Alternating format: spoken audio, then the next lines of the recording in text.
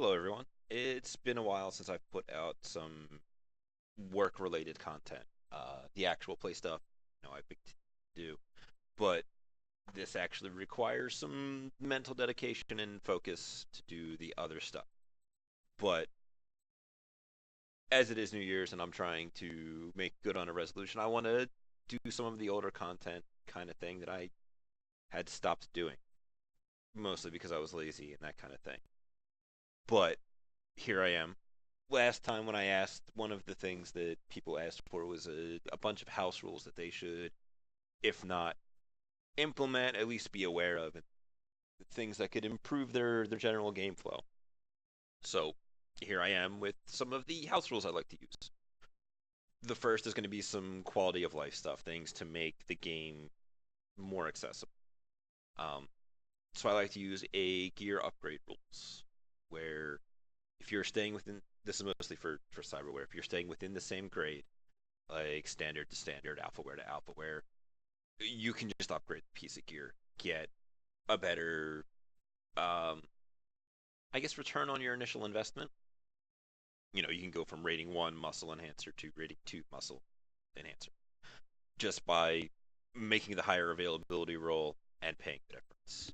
This lets you do a couple of different things. For one, it allows gear based characters to continue to improve on a more even way.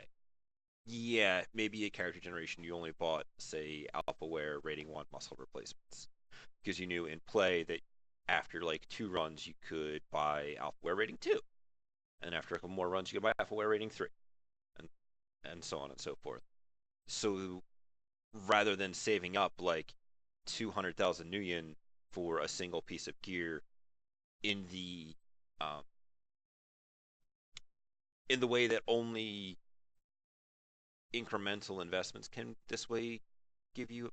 No, all of those words there are failures. I should learn how to audio edit and then fix things. Breaking it down this way doesn't do anything except for really empower the players to get a return on their smaller investments. It's not a good play experience to sit there and have to accumulate 200,000 nuyen for a piece of gear that is at the end of the day going to give you +1 or +2 dice to a thing. Where you could do it previously, be like, oh, we just finished 2 runs. It was a good payday. Let me get a bonus here. That's +1 dice here. That kind of thing. I do limit this that if you want to go from like standard to alpha, alpha to beta, that kind of thing, that you have to pay for the full replacement. Um, this is mostly because essence is the single thing that is limited. Over time, you can get an infinite amount of nuyen and an infinite amount of karma, but you're still limited to that 6 essence. So I don't really want to break that down too much for them, make it too easy. Um, Similarly, with Cyberdecks, RCCs, things that are very expensive to upgrade or replace, but are very much the same piece of gear. Um, this is mostly just decks, RCCs, maybe some software for like agents if you wanted to upgrade your agent, that kind of thing. Um, just to again make their lives a little bit easier. Data Trails has a device modification uh, based upon these parts packs things. I don't like using them at all.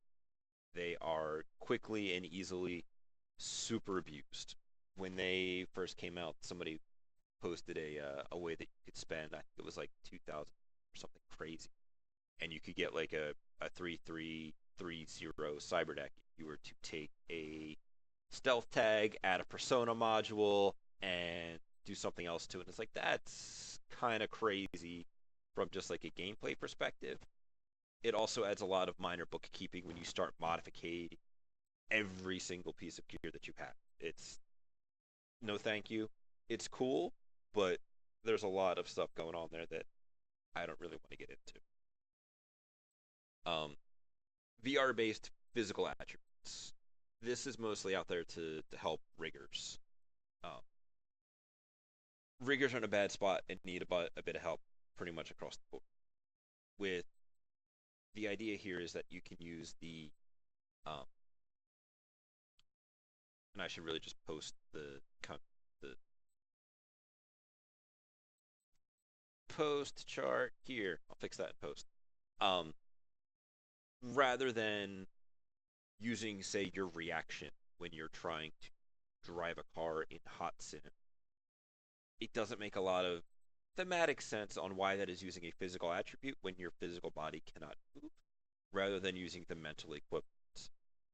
Uh, the big ones are reaction and agility, with reaction translating, I believe, to intuition, and logic being the replacement for agility.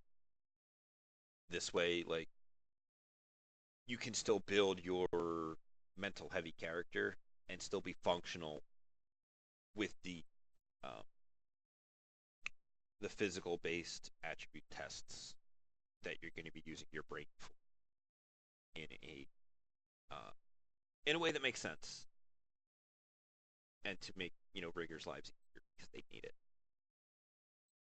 Continuing on in the making everybody's life easier thing is the working for the man, working for the people rules that I like to adopt from Shadowrun missions, official missions rule, with a small tweak added to it. It allows you to exchange 2,000 Nuyen for a piece of karma, or a piece of karma for 2,000, up to 5 times. I put a further limitation of up to the run reward. So if you do a super bad fields murder filled run, you only get 3 karma. You can only get 6,000 extra Nuyen out of it, instead of going into some of the karma that you have banked up from previous runs. And similarly, the other way around, you get a really low paying job that already gives you a lot of karma. This way, you don't get too overloaded one way or the other. The idea here is it helps to give the different archetypes the ability to control their own destinies. Special attribute focused characters, mages, adepts, technomancers, they need a lot more karma to make themselves efficient. Like, they can have all of this giant piles of Nuyen, but they don't really need it for anything as far as direct character advancement. Giving this ability in here to change up your run rewards on a personal level lets them have more control over it. Your, you know, happy-go-lucky street shaman type mage character can go spend some time, money, and effort at a soup kitchen, get a bit of extra karma out of it, but he loses some money because he, donated it or whatever. So it gives your players an opportunity to expand a bit more about how their character interacts with the world, and still give them some mechanical benefit that will then uh, help to help them to progress. The the positive and negative qualities of your character is a great way to show narrative focus on who the character is. It is also a big source for cheese monkey power gaming. So I like to chop the list of qualities that I allow my players to take on a couple of different reasons, and I'm going to go over a little bit of that here. The first thing I like to chop qualities for that I don't want people to take is for power gaming.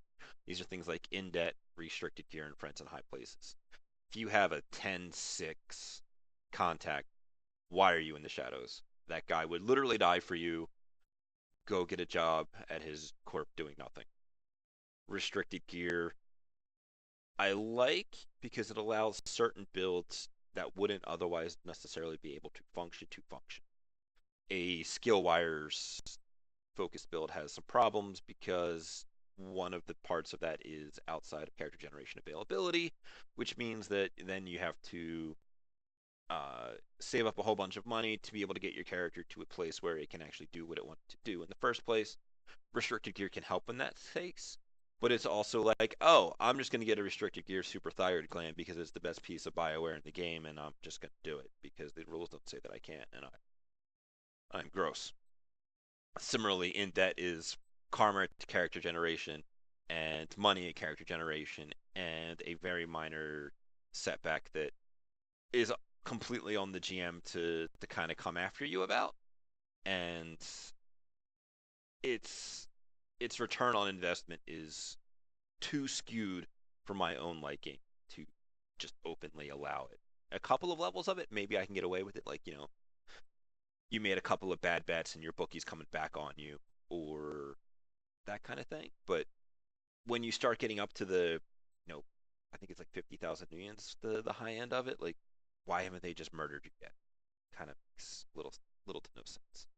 Um, and we all have seen those people out there who want to do biocompatibility restricted gear prototype transhuman mages, and it's like, you're sorry, but no, you're being gross. Stop it. Uh, the other reason I will chop qualities out of the list is things like that will cause unnecessary drama.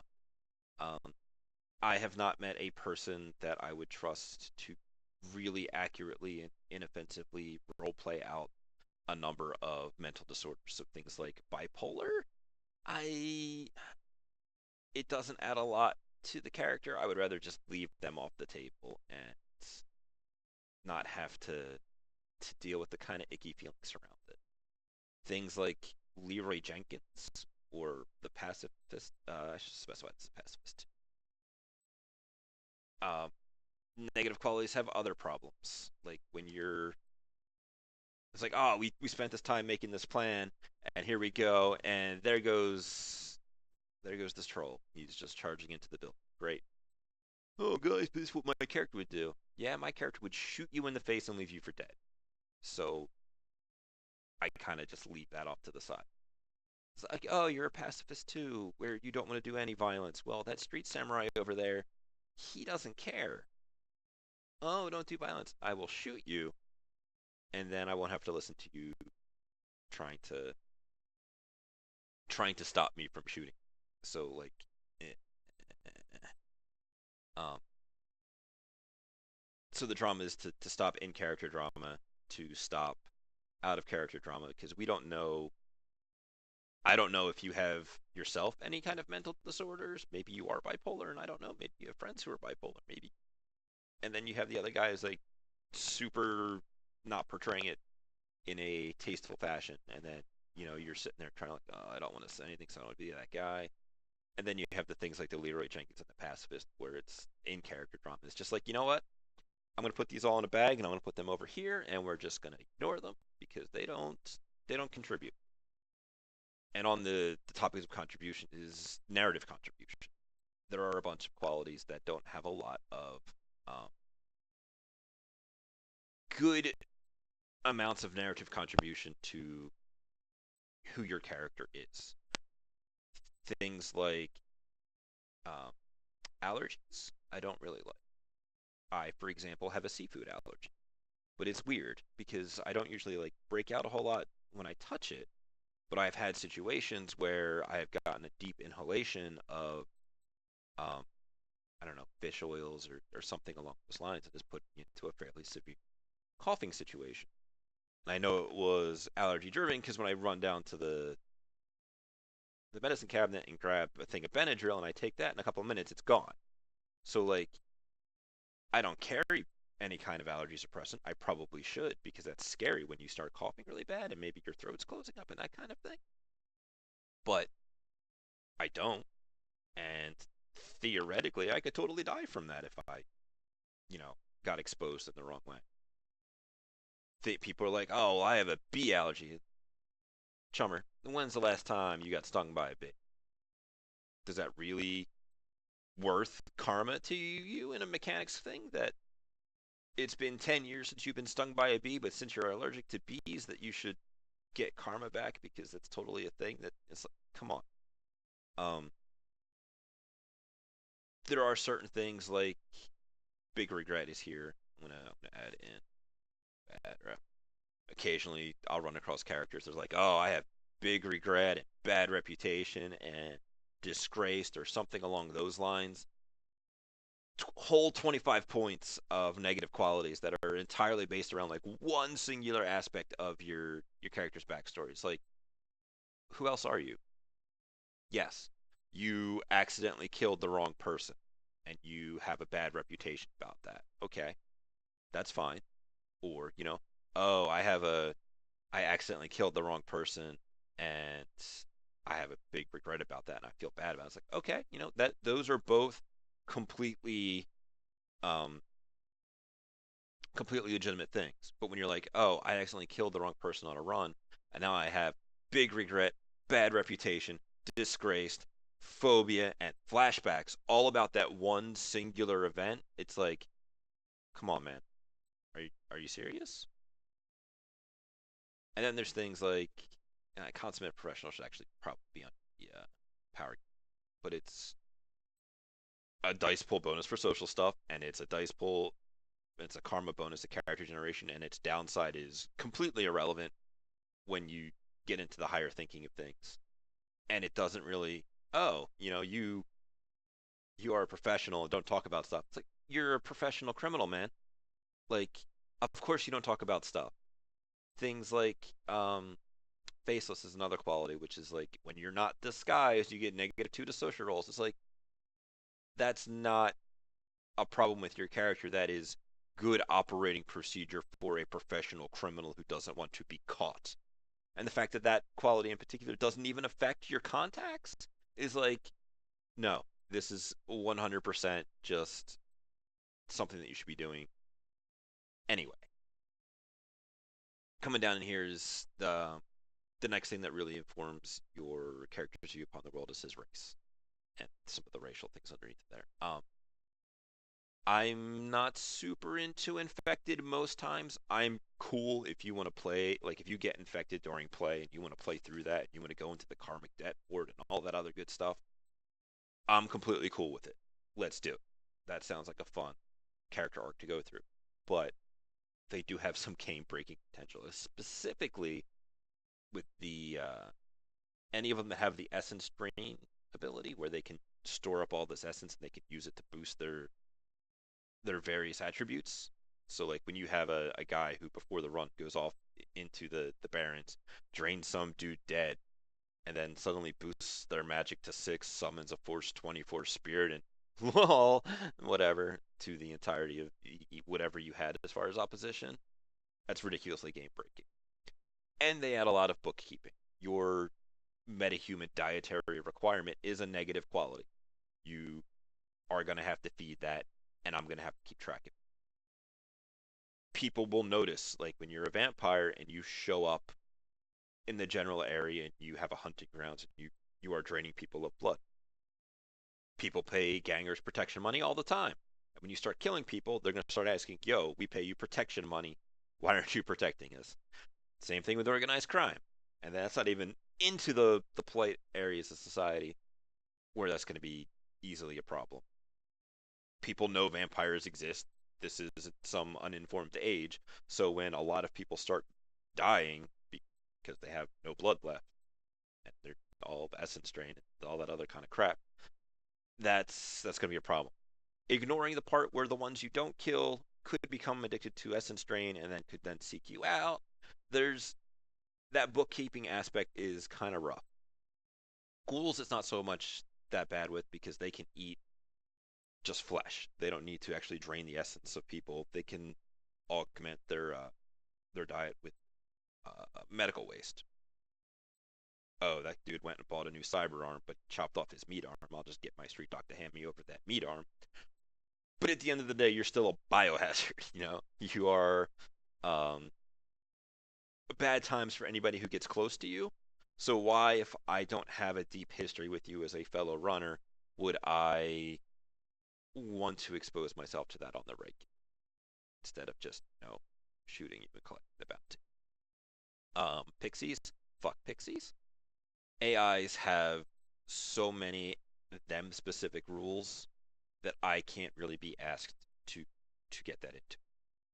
Between the already dense section that is the Matrix and them having their additional bullshit on top of it and all of their other little things like, oh, well, you're an AI and, there's bounties for AIs. Why hasn't the team turned you in? Or what happens when, you get converged on and are captured and all of that other stuff. It's like,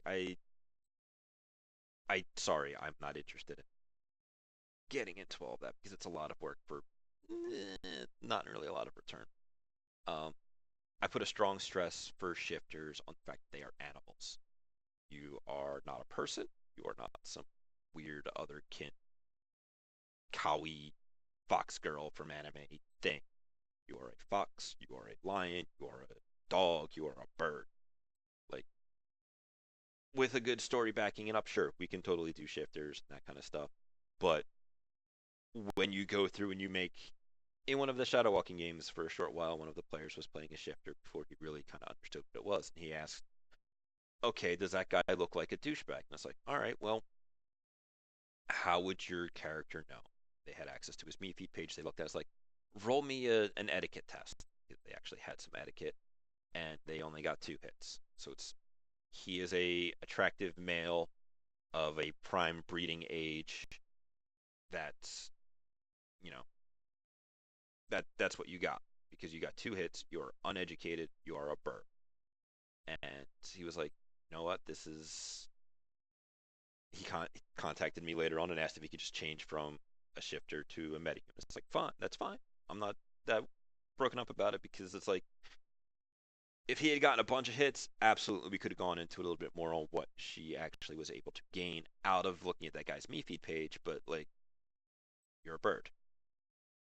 And changelings can be cool because they let you do a lot of weird things and they have a lot of other things associated with them that um, aren't always representative other ways. Like I really like the electromagnetic sense power where it lets you literally smell out technomancers because it gives you an additional way um, to recognize. But they're also the kind of things that people are like, oh, I'm going to be a Nocturna elf, not a Nocturna changeling. So I'm going to have my agility of 8. I'm the exceptional attribute for agility, and I'm going to take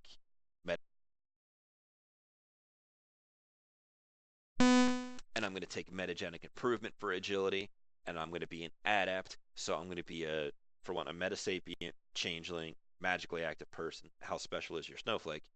And I'm going to have a base agility of 10, and I'm going to get 4 ranks of improved agility, and I'm going to have a base 14. I'm going to be the best gun guy as ever, gun guy to gun guy. Sorry, not really interested in exploring your power game that much. So let's just police that kind of thing. Again, if it's something that like in play you want to do like a some kind of latent stuff, I'm a big fan of the latent aspects of things like latent awakening, late emergence, the latent surge. Not the Drake thing so much because you're basically a dragon, so why? And that I'm not too up on those rules. Um, so having that stuff come out later on, that's cool. We can make some good stories out of that. To move along so that I'm not making a giant video, the other thing I like to do is nobody remembers the pilot. So after you complete your first run, you can just go ahead and rebuild your character and keep rewards as long as you stay in the same general theme. True, you could absolutely allow players to rebuild their Street Sam into a Technomancer. I don't like to necessarily do that unless because I don't want to step on other people's in the party's toes. If you have like 2 Street Sams and a Decker, I don't want that Street Sam who wants to rebuild his character into a Decker so that we have 1 Street Sam, 2 Deckers. Like, I want to have that party balance. I don't want that other player to feel like you're stepping on his toes, that kind of thing. Um, you will get to keep all of the rewards and consequences of that first run being given to you after your character generation legal. So you get to keep all of that money, that kind of stuff. Um, it also means if you got any kind of bad reputation out of it, that'll hang around and follow with you, that kind of thing. Um, so I have here ways to kickstart your campaign. Crowdfund your ideas through a session 0. Session 0s are great. You can check out the Shadow Walking videos. The first episodes of each of those is a bit of a session 0. I will do a session 0 video sometime in the near future, probably for Shadow Walking 3. But theme, type, and setting. Where do you guys want to do? Um, theme can be a lot of things. You can be, the shadow band that's trying to cheat to make it big. You can be the dock wagon crew, the Lone Star crew. Like, where do you want to? What kind of story do you want to tell? For type, or you want to do more crazy black trench coat? more mirror hawk, you do something in the shades. Like talking about that beforehand is really important so that everybody has the same expectations going into it.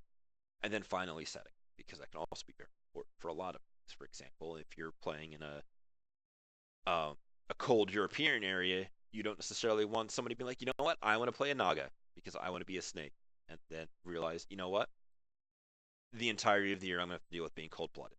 Let me not that kind of stuff. On the shadow running stuff, I talked about a not shadow walking games. Their first run was a safe run. I wasn't going to rake them over the coals for things that they did wrong because we are getting to know each other. We are establishing a dialogue. We are finding out how each other thinks. So I don't want to punish that heavily. Similarly, I'm going to give out a large payout on that first run, and I'm going to let you guys know that this is not a standard level payout because I want to kickstart. I want you guys to hit the ground running, pick up some stuff from character generation you missed. I generally pay out 10 karma for these because I want those people that had one edge to be able to buy two edge if they so desire. Um, that kind of stuff. I will also give them a free fixer because having a fixer who everybody has to pay for takes a lot of narrative control away from because it's like, oh, I got to spend contact points on a fixer, otherwise I'm kind of screwed. But giving them one for free lets you do all kinds of stuff. You don't have to tell them his stats and attributes, and maybe I will do a whole free fixer video. Um, it gives them control over who they know, and it allows you to play off that idea of they don't know how loyal this guy is to them, really.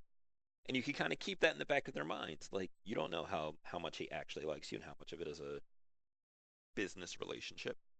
So just kind of leave them in the dark there a little bit. But oh, the other thing I have is I have some alchemy house rules, which I will link here, and then something I came up with recently is isn't related to crafting. Uh, the all the time people will ask like, oh well, I have chemistry, can I make my own drugs? Or I have automotive engineering, can I make my own drones? That kind of thing. And there's no uh, really good crafting system built into the game. So what I came up with was a crafting skill in place of negotiation versus availability test. Um, real simple. You want to make your own drugs, you can roll chemistry plus logic versus the availability of the drug. You want to make some cram, you're going to roll your chemistry versus availability, and I'm going to roll the cram's availability as an opposed test. You'll probably win because it's cram. I'm still going to charge you the full price of whatever it is in the book as per the normal availability test rules because you're a singular person. You are not a mass production machine. So companies that make drones are going to be able to afford the component pieces very cheaply compared to what you do. The automotive mechanics test to build a drone is going to be you going out to a bunch of different hardware stores and picking up the pieces and then bringing it back home and putting it together. You're going to pay more because you're buying a single Doberman chassis instead of 10,000 of them for your production line. So your cost is going to end up being the same, and it makes it easier from a bookkeeping perspective instead of applying ratios to coming up with price differentials and that kind of. It's something I haven't really tested out all that well, but it's an idea, and hopefully it works out as much as I hope it should. Question mark. But thank you guys for stopping by. This is hopefully helpful to some of you guys out there, and I hope to be getting more content out to you guys in the near future. Thank you guys for stopping by, and